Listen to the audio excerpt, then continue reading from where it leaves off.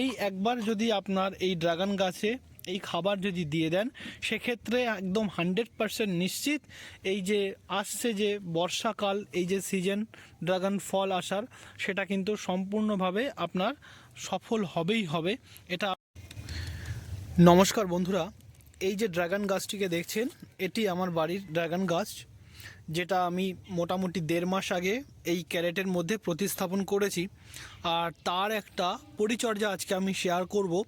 মাটিতে বেশ কিছু খাবার আমি দেব, যে খাবারগুলি দেবার মাধ্যমে এই যে সামনে বর্ষাকাল আসছে, সেই সময় কিন্তু আমি খুব সুন্দর ফল কিন্তু পাবো। বন্ধুরা, কি কি খাবার দেব সঙ্গে থাকুন। আর তার সঙ্গে এখন যেহেতু উইন্টার সিজন চলছে, এই সময় এই যে ড্রাগন গাছ রয়েছে, এই ড্রাগন গাছের খুব সুন্দর কাটিং আপনাকে করে নিতে হবে, এবং এই যে ডগাগুলি রয়েছে, এই ডগাগুলোকেও কিছু প্রুনিং করতে হবে, ছাড়তে হবে।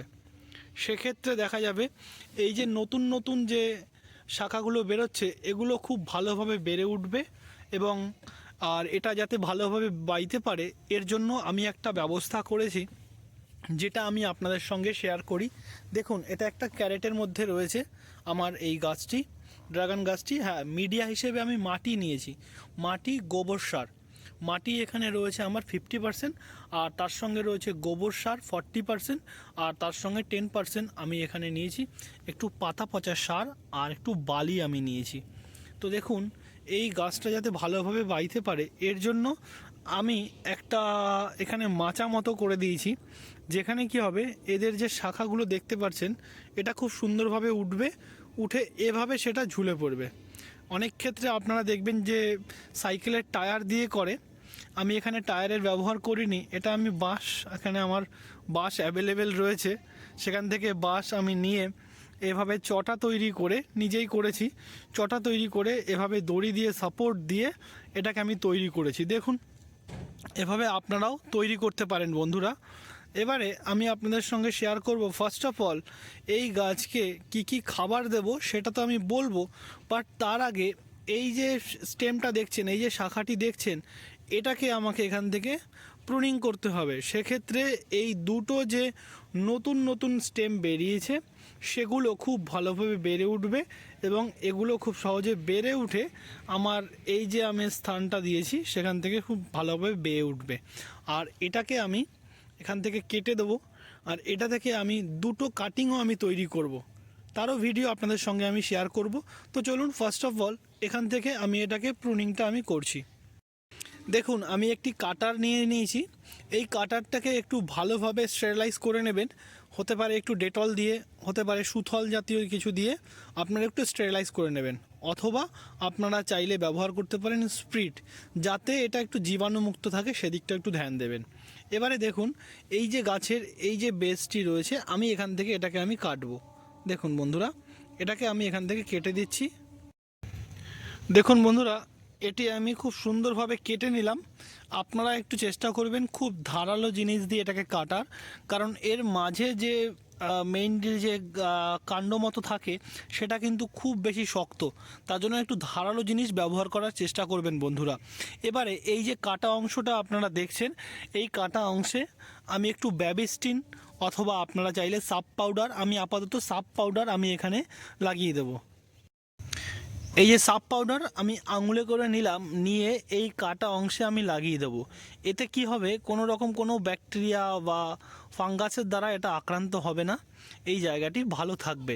তার জন্য অবশ্যই আপনারা সাপ পাউডার কিন্তু ব্যবহার করবেন। দেখুন বন্ধুরা, আমি এই সাপ পাউডার খুব ভালোভাবে এখানে লাগিয়ে দিলাম। মাথায় রাখবেন, যদি বৃষ্টি আসে সেক্ষেত্রে এখানে কোনো পলিথিন বা প্লাস্টিক দিয়ে কিন্তু ঢেকে দেবেন, না হলে এই যে স্টেমটি দেখছেন, এই যে শাখাটি দেখছেন, এতে কিন্তু পচে যাওয়ার সম্ভাবনা থাকবে বন্ধুরা। অবশ্যই সেদিকে আপনারা কিন্তু ধ্যান দেবেন বন্ধুরা। চলুন, এবারে আমি শেয়ার করব যে এই যে আমার কাছে ড্রাগন ফ্রুট গাছটা রয়েছে, এই গাছের মাটিতে কি কি খাবার দেব। যে খাবারটা যদি আমি দিতে পারি সঠিকভাবে, সেক্ষেত্রে দেখা যাবে এই ড্রাগন গাছের মানে স্টেমগুলো খুব ভালোভাবে বেড়ে উঠবে, এবং এই সামনের সিজনেই কিন্তু আপনারা প্রচুর প্রচুর কিন্তু ড্রাগন পাবেন। তারও আপডেট আমি আপনাদের সঙ্গে শেয়ার করব। তো চলুন, কি কি খাবার আমি দিচ্ছি সেটা আপনাদের সঙ্গে শেয়ার করি।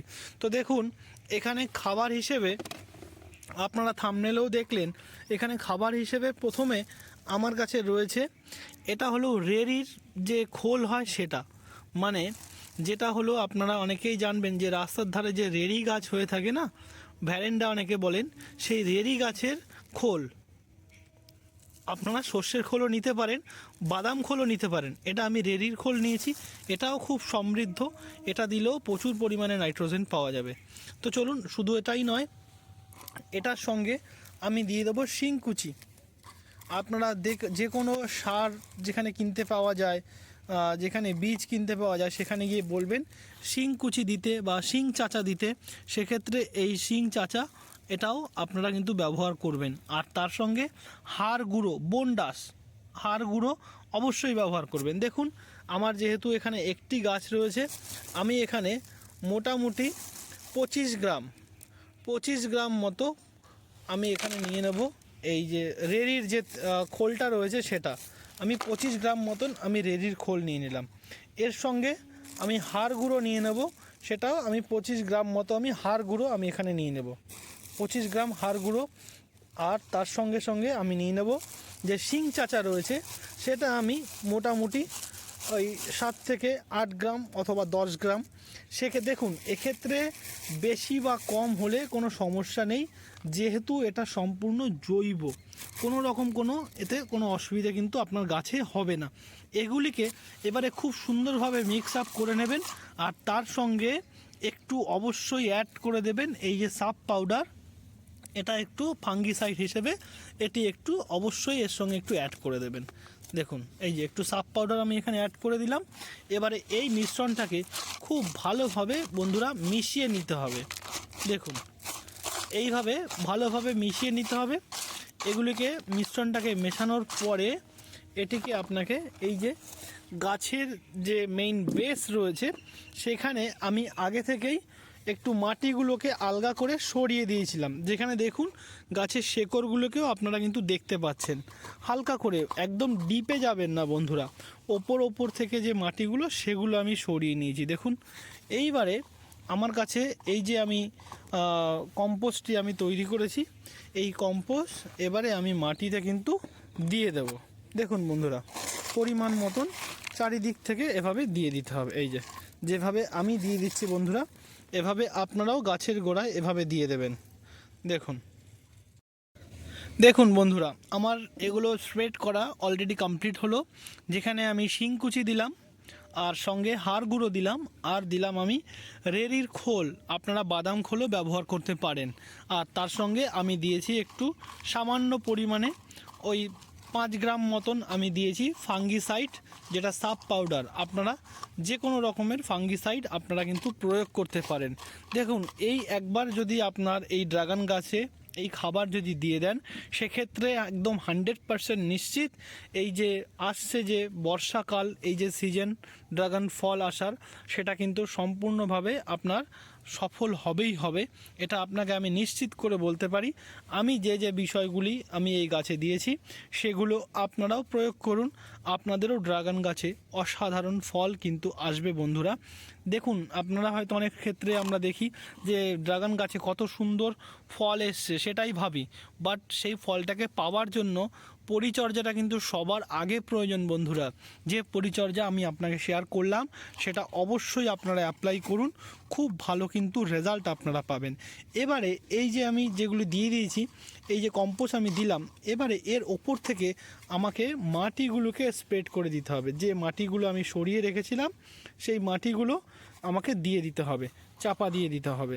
এভাবে আপনারা মাটিগুলোকে স্প্রেড করে দিয়ে দেবেন বন্ধুরা, যেভাবে আমি দিয়ে দিচ্ছি। আর এটা দেওয়ার পরে মাটি যদি হালকা সিক্ত থাকে, সেক্ষেত্রে জল দেওয়ার দরকার নেই। মাটি যদি একদম ঝুরঝুরে হয়ে যায়, একদম শুকিয়ে যায়, সেক্ষেত্রে সামান্য পরিমাণে জল আপনারা কিন্তু স্প্রেড করে দেবেন বন্ধুরা। দেখুন বন্ধুরা, এই যে ক্যারেটের মধ্যে সমস্ত মাটি আমি দেওয়া কমপ্লিট করলাম। শেকড়গুলো দেখুন আর কিন্তু ভিজিবল হচ্ছে না, শেকড়গুলো আর দেখা যাচ্ছে না। ঠিক এভাবে আপনারা মাটি ওপর থেকে দিয়ে দেবেন। মাথায় রাখবেন, কোনো প্রেসার দিয়ে চেপে মাটি বসাবেন না, হালকা করে ছড়িয়ে রাখলেই এনাফ। হালকা করে ছড়িয়ে রাখলেই হবে। থ্যাংক ইউ বন্ধুরা, পেশেন্সফুলি ভিডিওটি দেখার জন্য অসংখ্য ধন্যবাদ। যদি এই ভিডিওটি ভালো লাগে অবশ্যই চ্যানেলটিকে সাবস্ক্রাইব করুন এবং ভিডিওটিতে লাইক কমেন্ট করুন। আরও যদি কোনো কোশ্চেন আপনাদের থাকে সেটা আপনারা অবশ্যই কমেন্ট করে আমাকে জানান। আরও প্রচুর গার্ডেনিং সম্পর্কে টিপস অ্যান্ড গাইড আমার এই চ্যানেলে দেওয়া আছে বন্ধুরা, আপনারা সেই ভিডিওগুলিকেও অবশ্যই ফলো করতে পারেন, দেখতে পারেন। থ্যাংক ইউ বন্ধুরা, পেশেন্সফুলি দেখার জন্য অসংখ্য ধন্যবাদ।